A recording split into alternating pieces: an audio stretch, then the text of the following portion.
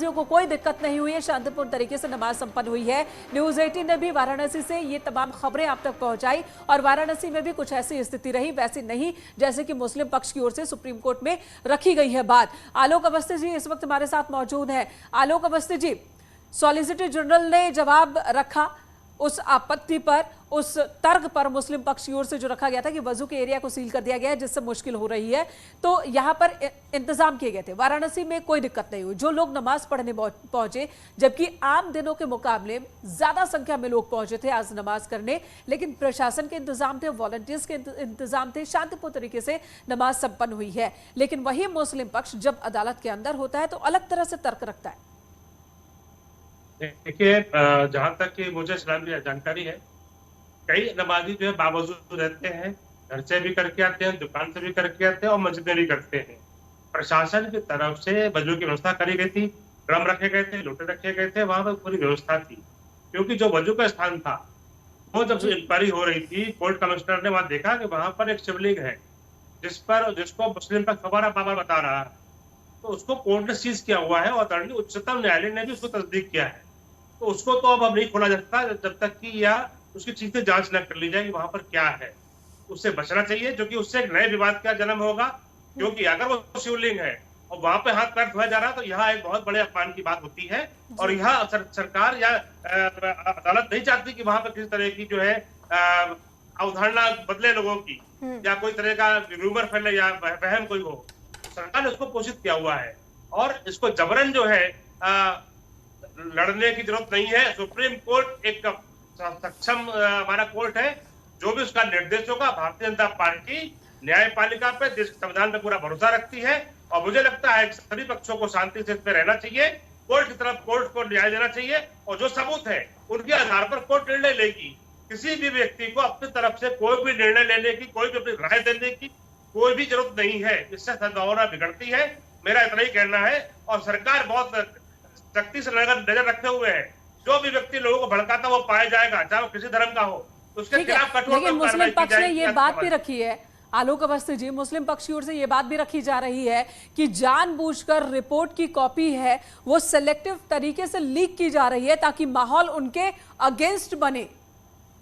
मुझे लगता है कोर्ट सबसे इसके बड़ा मंच है और इस समय सुप्रीम कोर्ट से बड़ा कोई मंच नहीं है। सारी बातें वहां पे कही जा रही है ना, लेकिन जो प्रॉपर्टी केस की हो गई, जो रिपोर्ट दाखिल हो गई है, वो तो सार्वजनिक हो गई है। उसमें तो कोई छुपा वाली बात नहीं है, कोई वो बंद लिफाफे में देने की बात नहीं थी, ओपन कोर्ट में देने की बात थी। तो जो ओपन कोर्ट में रिपोर्ट जाएगी सबके सामने आएगी और जो रिपोर्ट है उसकी बाकायदा वीडियोग्राफी हुई है, फोटोग्राफी हुई है, उसकी सफाई करके देखा गया है कि रिपोर्ट सार्वजनिक नहीं होनी चाहिए थी। सुप्रीम कोर्ट ने भी ये बात कही है। मुझे लगता है सुप्रीम कोर्ट उसमें बेहतर न्याय दे सकते हैं। अगर उनको लगता है कि सही नहीं है तो जिन लोगों ने इसको ओपन किया है उनके खिलाफ कार्रवाई हो। हम तो उसको बचाने की बात नहीं करते हैं, लेकिन कानून सम्मत तरीके से जो भी सुप्रीम कोर्ट कहेगा भारतीय जनता पार्टी उसको निगाह में रखेगी। लेकिन यह बात नहीं भूलनी चाहिए कि विदेशी आक्रांताओं के द्वारा समय समय पर भारत में आक्रमण किए गए थे। यहाँ के तमाम जो है डेमोग्राफी चेंज करने का प्रयास किया गया था, तमाम मंदिरों को ध्वस्त किया था। ये चीजें सामने प्रकाश में है।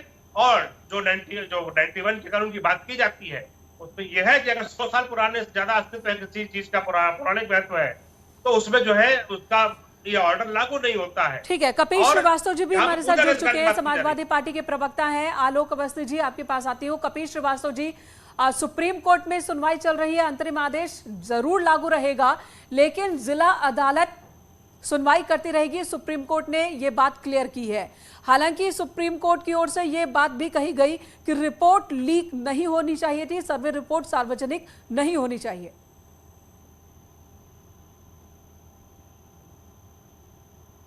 देखिए, माननीय सुप्रीम कोर्ट ने जो अपने आदेश दिए हैं वो विधिसम्मत आदेश, और उन्होंने स्पष्ट एक बात कही है कि जो सुनवाई का अधिकार है सिविल जज का या हमारे जो सेशन के दीवानी के जो जज साहब हैं, उनका जो क्षेत्राधिकार है वो न्यायालयी क्षेत्राधिकार है, वो उनकी सुनवाई कर सकते हैं। अब रह गई बात इस चीज की, उन्होंने ये कहा कि जब तक हम फर्दर अपनी सारी चीजें निपटा नहीं लेते, जितनी भी हमारे पास जनहित याचिकाएं हैं, तब तक जो है वो कार्रवाई तो करेंगे लेकिन कोई निर्णय नहीं। जी, और सुप्रीम कोर्ट की तरफ से ये भी कहा गया कि शांति व्यवस्था बनी रहनी चाहिए, सौहार्द बना रहना चाहिए। लेकिन मुस्लिम पक्ष ने आज जो आरोप लगाए हैं सुप्रीम कोर्ट में, जो तथ्य पेश किए हैं, उसके हिसाब से मुस्लिम पक्ष ने कहा कि हमें वजू करने से रोका गया, हमें वहां पर वजू करने नहीं दिया गया।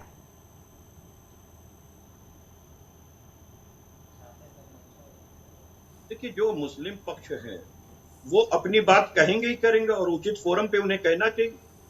माननीय कोर्ट के अंदर भी कहेंगे, जो उनकी पीड़ा है वो तो कहेंगे ही कहेंगे।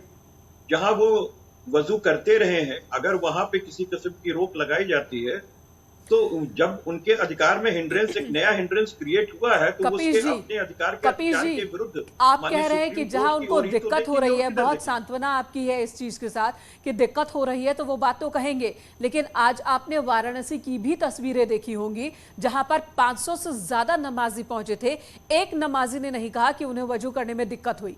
हर किसी की जुबान पर यही बात थी कि प्रशासन ने इंतजाम अच्छे से कर रखा था, हम सब ने अच्छे से नमाज की है और वहां पर वजू करने की भी व्यवस्था की गई थी, कहीं कोई दिक्कत नहीं हुई।